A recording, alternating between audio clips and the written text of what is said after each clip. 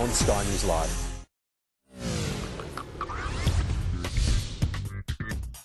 Welcome back to Media Week. Let's check in now on the media sector's performance on the share market this week. Here's Evan Lucas from IG.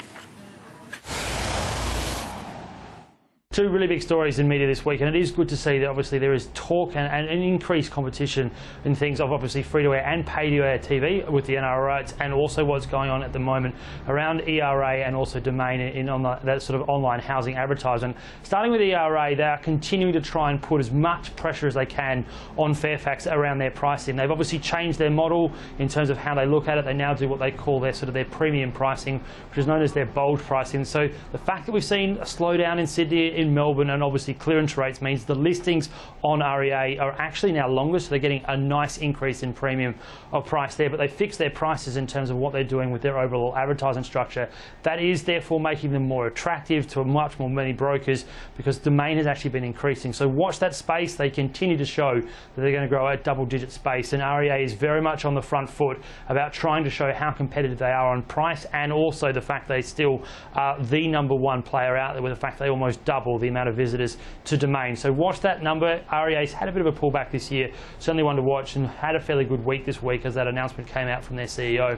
Other side of it obviously comes from News Corp and the fact that finally they've salvaged some form of deal with the NRL. Obviously the start of the year we saw Rupert Murdoch in a very bad mood when he did get to obviously not negotiate a new deal, and obviously Nine got the entire exclusive rights. There is now news overnight that we are seeing a situation where they will actually get to put the Saturday night game, worth around about $40 million a week, on for pay-to-air TV. It does also mean that Nine will lose probably roughly around about $25 million. They were talking about leasing it back, but it is a salvagement number. It means over a 5-year contract it's worth probably around about $1.8 billion, and just puts Foxtel back in that space that it had missed out on in the NRL space. It is very key, but certainly not as key as they believe as AFL. So salvaging there. Watch News Corp. It is another step towards them being a powerhouse in sport, and one area of the media that is also moving probably in the right direction on that ad revenue side as well. Evan Lucas from IG there. And now back to James Manning, editor and publisher of Mediaweek, who of course is with me in the studio. James, on that deal, obviously just reports at this point, but it's looking like that $1.8 billion 5-year NRL TV rights deal could be signed. What sort of implications will this have? Well, it's a brilliant outcome for Fox Sports, something they really needed. You know, it's massive for them in the New South Wales and Queensland markets, because the AFL just doesn't have the bite up there that it does in those southern states. There's talk they might have a dedicated channel like they've got Fox Footy for the AFL, so that's good news. It's really telling your audience that this is a big deal. These, you know, you really value this sport, and that so they'll really cherish that channel. And it looks like they'll get these rights to every game live. So that's what they haven't had that before, so that's massive. You know, that's very good for the AFL audiences, but to show all those games, it's brilliant. And it looks like they'll get possibly a Friday night 6 p.m. game too, as well as that Saturday night. I was surprised Nine actually gave up the rights to that. Yeah, I was going to say, what does it mean for Nine? It was quite a big get, you know, to get all those that evening. So they'd have there'll be a lot of Thursday night footy, they'll have Friday night, so 3 nights prime time NRL in that Sydney and Brisbane markets would have been a big revenue earner for Nine. So, you know, they must have really weighed up that, and I guess it's maybe Hugh Marks' first big decision, that he's said, OK, look, we'll take the cash, you know, it'll lower our obligation in cash to the NRL, and but then they lose that Saturday night game. Well, speaking of Nine, and on a separate subject, they've launched their HD and lifestyle channels now. Yeah, look, first of the commercial free-to-airs to come out with a full-blown HD primary channel. And the good news for Foxtel viewers is if you're a cable customer, you can also get it on your Foxtel at channel 209. The standard definition will stay at channel 100. And Nine Life also launching that lifestyle play. Again, that's available to Foxtel customers, and on Nine as well. It's the second new multi-channel we've had in 2 weeks after SBS's Food Network channel, so there's a fair bit of activity in that space.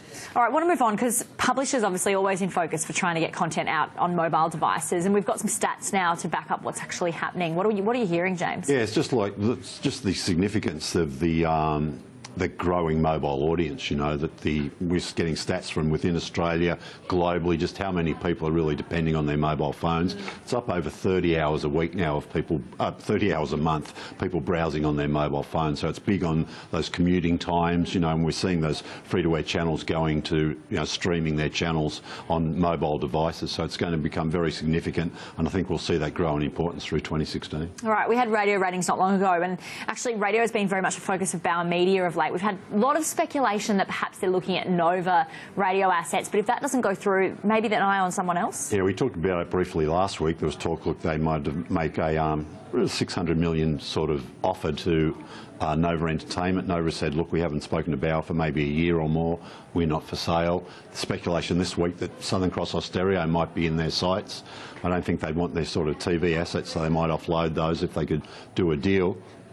Whether that would happen or not, I'm not sure, because it'd be a fairly big chunk of radio to take Australia's biggest broadcaster. Do you think Nova's out of the question now that they've said that? Now that they've said we're not for sale? No, everyone has a price. Absolutely, yeah. No, I don't, certainly not off the table yet, I wouldn't have thought. Now, speaking of Southern Cross Austereo, they've appointed a new content head, haven't they, of Hit and Triple M? Yeah, look, Dave Cameron, who's done a great job for years running Fox down in Melbourne. He's been a very important part of the Hamish and Andy show down there as well. He's taking over control of content for the Hit network nationally, and also the Triple M network, which is you know, they cut back their management quite a bit, spared it back earlier this year, but they're building it up again under the sort of new management. So they've given that role. Taking over from him is Gemma Fordham, who was a very critical part of the Kyle and Jackie O show during several years there for Today FM.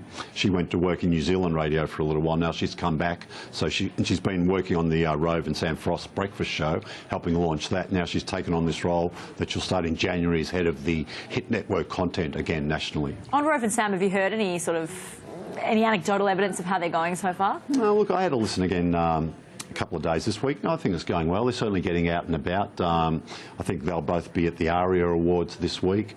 They've had a bit of a dream run because Kyle Sandilands has been sick, so he's had some bad flu. He's been off air a lot. Yep. Kyle and Jackie were both off air at the same time on one day this week, so you know that's giving them a bit of a dream run. So I hope they capitalise on some of that, and maybe start getting stuck into their audience. Sickness going around. All right, let's talk Southern Cross Austereo also appointing a new CFO, we should mention. Yeah, John Kelly, an ex-Network 10 chap. So again, Grant Blackley calling in some colleagues, people he knows as proven performers, building up his team. Now, we were speaking about breakfast radio here in Sydney, but there's been some changes in Melbourne as well, haven't there, with some new 2016 shows? Yeah, look, Jo Stanley, we talked about Dave Cameron at Fox, she was part of the Matt and Joe show, decade of close to #1, most surveys for a decade at #1 in Melbourne. She's joining Gold, so it'll be Joe and Lemo's show at Gold, so that's a pretty good get for them down there. And Francis Leach returning to SEN, the sports station down there. He'll be taking on their breakfast show. And what's going on at online sports publisher Perform Group just separately? Because they've licensed rights for Sporting News and it's changing its name, is it? Yeah, look, they had been known as Sportal, which hasn't really taken off as a big brand. Yep. So they're changing their name to Sporting News. I think they've licensed, that's a massive sort of sporting brand information, and it was a magazine for a while, but it's a big stats and results, all that sort of stuff. So they're going to introduce that name here in Australia as part of a Sporting News push globally. And that starts next week, of course, that new change of name. December, yep, that takes over. All right, let's take a look now at the ratings for week 47, starting with free-to-air television this week. And for week 47, as I said, there you have it, 9 News Sunday and 7 News Sunday, actually, in the top two spots there. Yeah, it's all news in that top 5, isn't it, with the Sunday night show there. Bit of cricket in the second half of that top 10, and the they were the second last week of the X Factor. Yeah, X Factor, of course, in there. All right, let's now take a look at subscription television for week 47, and there's the top 10, and that A Place to Call Home continuing to do well for Foxtel, Gogglebox as well in there, and a whole bunch of V8 supercars. Supercars, yeah, look, supercars, you'll see it flooding into the next part of it too, because there was, I think it was the Phillip Island event, second last event of the year, and they really cut up that, like every half hour is another sort of listing for that, but it's getting good audiences for Fox Sports, yeah. There you go. All right, well, let's talk television in a bit more detail, because we've been talking the upfronts. We have obviously heard from 10, and the final upfronts of the year was from ABC. What were some of their highlights? Look, they were called it Catch the Wonderful. They had a real, diverse range of things. Look, quirky comedies are going to be a big focus next year, so lots of comedies. I can't see anything there breaking out to be a major property, though.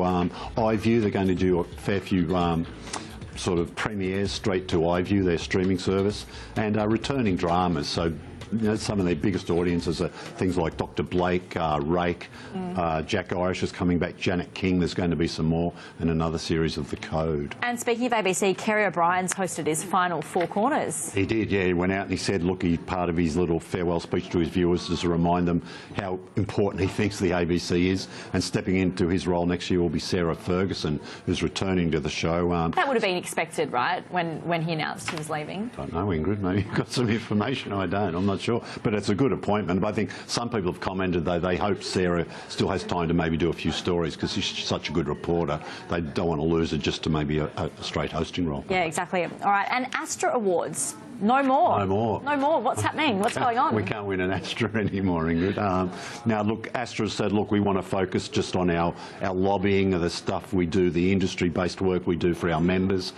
We won't have to worry about an awards show. They've done a deal with the actors. There's going to be some specific sort of subscription TV sector awards as part of the actors, and I think those subscription TV channels will put on a big push to be perhaps considered more for the Logies as well. So, yeah, there's not any specific, subscription sector money. They're just going to merge completely into TV. All right, well, there you have it. And, James, that does wrap up Media Week for this week. Big thank you to James Manning, editor and publisher of Media Week, our co-host, of course. We've got more news and analysis up next, so don't go away.